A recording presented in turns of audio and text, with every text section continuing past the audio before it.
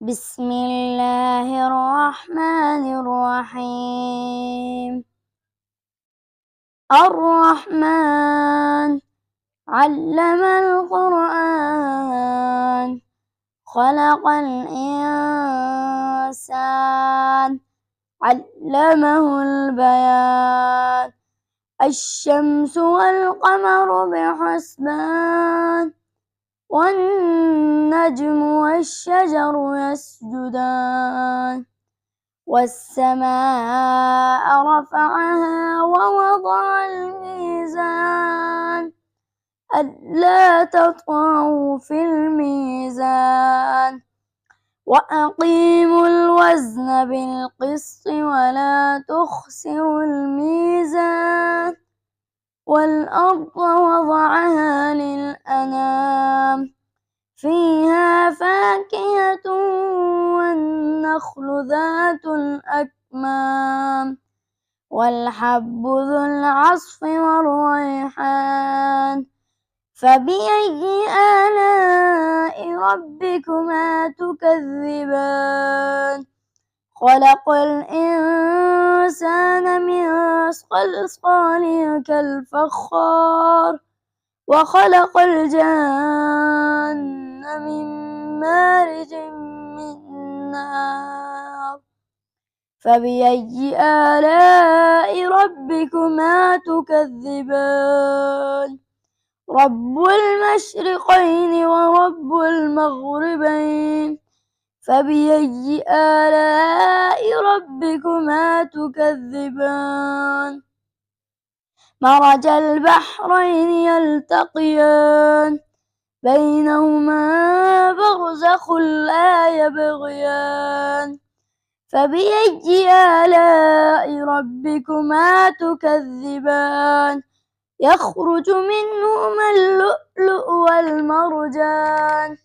فبأي آلاء ربكما تكذبان؟ وله الجوار المنشآت في البحر كالأعلام. فبأي آلاء ربكما تكذبان؟ كل من عليها فان، ويبقى وجه ربك ذو الجلال والإكرام. فبأي آلاء ربكما تكذبان؟ يسأله من في السماوات والأرض، كل يوم هو في شأن. فبأي آلاء ربكما تكذبان؟ سنفرغ لكم أيها الثقلان. فبأي آلاء ربكما تكذبان؟ يا معشر الجن والإنس إن استطعتم أن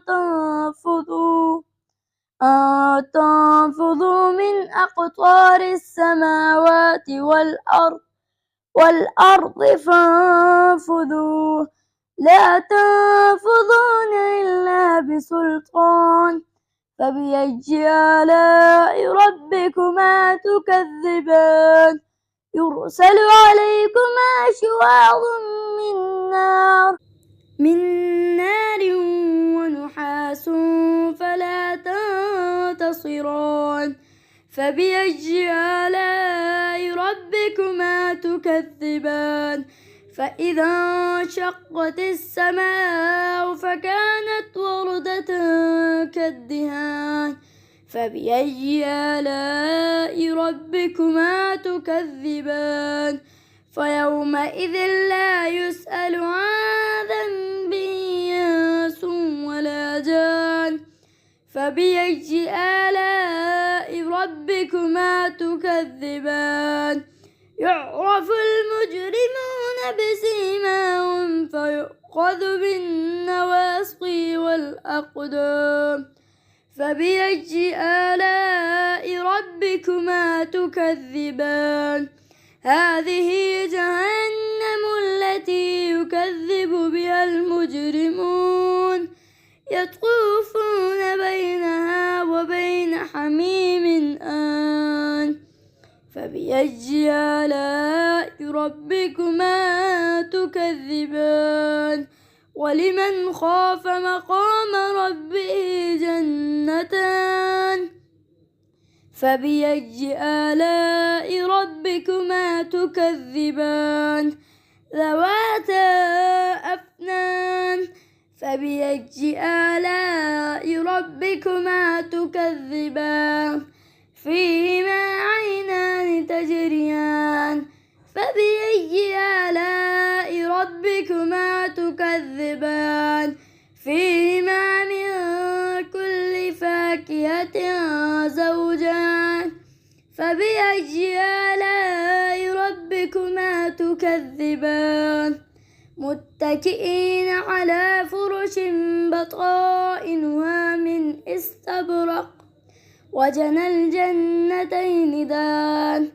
فبأي آلاء ربكما تكذبان فيهن قاصرات الطرف لم يطمثهن إنس قبلهم ولا جان فبأي آلاء ربكما تكذبان كأنهن الياقوت والمرجان فبأي آلاء ربكما تكذبان هل جزاء الإحسان إلا الإحسان فبأي آلاء ربكما تكذبان ومن دونهما جنتان فبأي آلاء ربكما تكذبان مدهامتان فبأي آلاء ربكما تكذبان فيهما عينان نضاختان فبأي آلاء ربكما تكذبان فيهما فاكهة ونخل والرمان فبأي آلاء ربكما تكذبان فيهن خيرات حسان فبأي آلاء ربكما تكذبان حور مقصورات في الخيام فبأي آلاء ربكما تكذبان لم يطمثهن إنس قبلهم ولا جان فبأي آلاء ربكما تكذبان متكئين على رفرف خضر وعبقري حسان فبأي آلاء ربكما تكذبان تبارك اسم ربك ذي الجلال والإكرام صدق الله العظيم.